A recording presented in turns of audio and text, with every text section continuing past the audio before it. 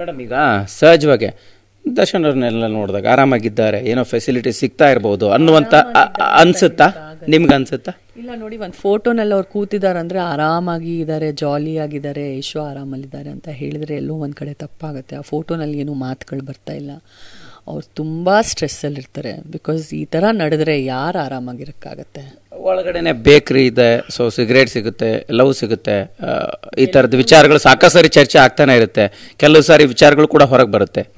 ಎಲ್ಲವೂ ಸಿಗಲ್ಲ. ಅದೇನೋ ಒಂದು ಹನಿ ಕೇಕು, ಕ್ರೀಮ್ ಬನ್ನು, ಆ ಬೇಕ್ರಿ ಪರಿಸ್ಥಿತಿ ನೋಡಿದ್ರು ಇಲ್ಲಿ ಪರ್ಚೇಸ್ ಮಾಡಬೇಕಾ ನಾವು ಅಂತ ನಿಮಗನ್ಸುತ್ತೆ. ಇಂಥ ದಿನ ಬಂತ ಅಂತ ಆ ಥರ ಒಂದು ಬೇಕ್ರಿ ಇರುತ್ತೆ. ಫೋನಲ್ಲಿ ಮಾತಾಡೋ ವಿಚಾರ ಮೇಡಮ್ ಹೇಳ್ತಾ ಇದ್ರಿ, ಎಷ್ಟು ಅವಕಾಶ ಇರುತ್ತೆ? ಒಂದು 5-6 ಮಿನಿಟ್ಸ್ 3 ಡೇಸಲ್ಲಿ ಅಲೌಡ್ ಇರುತ್ತೆ. ಅದು ಲ್ಯಾಂಡ್ಲೈನ್ ಫೋನ್ ಆಗಿರುತ್ತೆ. ಆ ಲ್ಯಾಂಡ್ಲೈನ್ ಫೋನ್ಗೆ ನಿಮಗೆ 20-30 ಜನರ ಕ್ಯೂನಲ್ಲಿ ನಿಂತ್ಕೊಬೇಕಾಗತ್ತೆ. ಒಂದು ಟೋಕನ್ ತೊಗೊಬೇಕಾಗತ್ತೆ. 2-3 ಅವರ್ಸ್ ಆದಮೇಲೆ ನಿಮ್ಮ ಟೋಕನ್ ನಂಬರ್ ಬಂದಾಗ ನಿಮಗೆ ಆ ಲ್ಯಾಂಡ್ಲೈನ್ ಫೋನ್ ಸಿಗುತ್ತೆ. ಲ್ಯಾಂಡ್ಲೈನ್ ಫೋನಲ್ಲಿ 5-6 ನಿಮಿಷದಲ್ಲಿ ನೀವು ನಿಮ್ಮ ವಕೀಲರ ಹತ್ರನೂ ಮಾತಾಡಬೇಕು, ತಾಯಿ ಹತ್ರನೂ, ತಂದೆ ಹತ್ರನೂ, ಗಂಡನ ಹತ್ರನೂ, ಎಲ್ಲರ ಹತ್ರನೂ ಮಾತಾಡಬೇಕು. ಅಷ್ಟು ಹ್ಯಾರಸ್ಮೆಂಟ್ ಇರುತ್ತೆ. ಏನು ಮಾತಾಡಬೇಕು ಗೊತ್ತಿರಲ್ಲ. ಅದು ಸೆಕೆಂಡ್ಸ್ ಟನ್ ಟನ್ ಟನ್ ಹೊಡಿತಾ ಇರುತ್ತೆ. ಆ ಸೆಕೆಂಡ್ಸ್ನ ನೋಡಬೇಕಾ, ಅದ್ರ ಮೇಲೆ ಫೋಕಸ್ ಮಾಡಬೇಕಾ, ಫೋನಲ್ಲಿ ಮಾತಾಡಬೇಕಾ, ವಿಷಯ ತಿಳಿಸ್ಬೇಕಾ, ಏನು ತಿಳಿಸ್ಬೇಕು, ತಿಳ್ಸಕ್ಕೆ ಹೋಗಿದ್ದ ವಿಷಯನೂ ತಿಳಿಸಿದ್ದೀವ, ಬರ್ಕೊಂಡೆಲ್ಲ ಹೋಗ್ತಾ ಇದ್ವಿ ನಾವು. ಅಯ್ಯೋ ಈ ವಿಷಯ ತಿಳಿಸೋದು ಮರ್ತು ಬಿಡ್ತಾ ಇದ್ದೀವಿ, ಏನು ನಡೀತಾ ಇದೆ ಅಂತ ಅಷ್ಟು ಅನುಭವಿಸಿದ್ದೀವಿ. ಇಲ್ಲೆಲ್ಲ ಮೊಬೈಲ್ ಬೇಕಂದ್ರೆ ಮನೇಲಿ ಹಿಂಗೆ ಎತ್ಕೊಂಡು 2 ಅವರ್ಸ್ ಮಾತಾಡ್ತೀವಿ. ಒಂದು 20 ಸೆಕೆಂಡ್ಸ್ಗೂ ಅಲ್ಲಿ ಲೆಕ್ಕ ಕೊಡಬೇಕಲ್ಲಪ್ಪ, ಇಷ್ಟು ಬೇಡ್ಕೊಬೇಕಲ್ಲಪ್ಪ, ನಮ್ಗೆ ಯಾಕಪ್ಪ ಈ ಜೀವನ ಅಂತ. ಅದು ಯಾಕಪ್ಪ ಈ ಜೀವನ ಅಂದರೆ ಏನು ಮಾಡ್ದೇನೆ ಇದೆಲ್ಲ ನಾನು ಯಾಕೆ ಅನುಭವಿಸ್ತಾ ಇದ್ದೀನಪ್ಪ ಭಗವಂತ, ವೇರ್ ಆಮ್ ಐ ಸ್ಟಕ್ ಅಂದರೆ ಯಾಕೆ ಸಿಕ್ಕಾಕಿಸಿದ್ದೀರಾ ಇಲ್ಲಿ ಅಂತ ನನಗೆ ನಾನೇ ಶಾಕಲ್ಲಿ ಯೋಚನೆ ಮಾಡ್ತಿದ್ದೆ. ಫೈನಲಿ ಮೇಡಮ್, ಇಡೀ ಒಂದು ಪ್ರಕರಣ ಈ ಹಂತಕ್ಕೆ ಬಂದಿದೆ. ಈಗ ಮತ್ತೊಂದು ಹಂತಕ್ಕೆ ಚರ್ಚೆ ಆಗ್ತಾ ಇದೆ. ಸೊ ಇದನ್ನು ಸಂಜನಾ ಅವರು ಹೆಂಗೆ ತೊಗೊಳ್ತಾ ಇದ್ದಾರೆ? ಈ ಹಂತಕ್ಕಾದರೂ ದರ್ಶನ್ ಅವ್ರಿಗೆ ಇದು ಆಗ್ತಾ ಇರುವಂಥ ಘಟನಾವಳಿಗಳು ಇನ್ನೊಂದು ಸ್ವಲ್ಪ ಸಂಕಷ್ಟ ತಂದೊಡ್ಬೋದು ಅಂತ ಅನಿಸುತ್ತಾ, ಅಥವಾ ಯಾವಾಗ ಹೊರಗೆ ಬರ್ಬೋದು ಅಂತ ನಿಮ್ಮ ನಿರೀಕ್ಷೆಯಲ್ಲಿ ಮೇಡಮ್?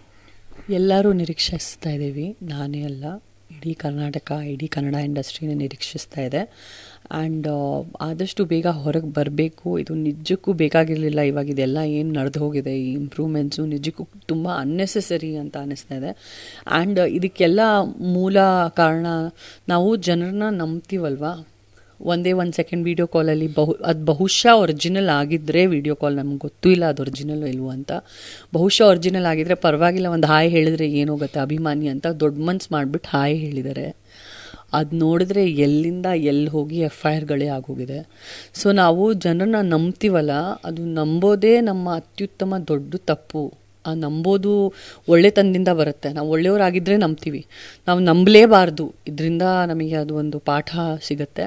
ಮತ್ತು ಈ ಒಂದು ವಿಡಿಯೋನು ನೋಡ್ತಾ ಇರೋ ಎಲ್ಲ ಜನರಿಗೆ, ನಿಮ್ಮ ವ್ಯೂವರ್ಸ್ಗೆ ಪ್ಲೀಸ್ ಟ್ರೋಲ್ ಮಾಡೋದು ಹೆಣ್ಮಕ್ಳಿಗಾಗಿರಲಿ ಗಂಡು ಮಕ್ಳಿಗಾಗಿರಲಿ ಸೋಷಿಯಲ್ ಮೀಡಿಯಾನಲ್ಲಾಗಿರಲಿ ದಯವಿಟ್ಟು ನಿಲ್ಲಿಸಿ.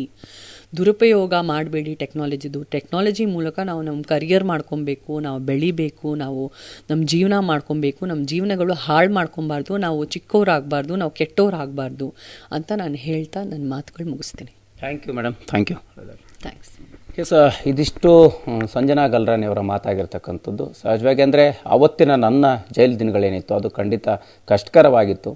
ತುಂಬ ಅದನ್ನು ಅನುಭವಿಸಿರ್ತಕ್ಕಂಥ ರೀತಿನ ಈಗಲೂ ಕೂಡ ನೆನೆಸ್ಕೊಂಡ್ರೆ ಬೇಜಾರಾಗುತ್ತೆ ಅನ್ನೋಂಥ ರೀತಿಯಲ್ಲಿ ಮಾತನಾಡ್ತಾ, ಜೊತೆಗೆ ಸದ್ಯಕ್ಕೆ ದರ್ಶನ್ ಅವರ ಒಂದು ಫೋಟೋ ಮತ್ತು ವಿಡಿಯೋಗಳು ಲೀಕ್ ಆಗಿರುವಂಥ ವಿಚಾರಗಳ ಬಗ್ಗೆ ಕೂಡ ಮಾತನಾಡಿರ್ತಕ್ಕಂಥದ್ದು. ಕ್ಯಾಮ್ರಾ ಪರ್ಸನ್ ರಮೇಶ್ ಜೊತೆ ಮಾಲ್ತೇಶ್ ಜಗ್ಗಿನ್, TV9 ಬೆಂಗಳೂರು.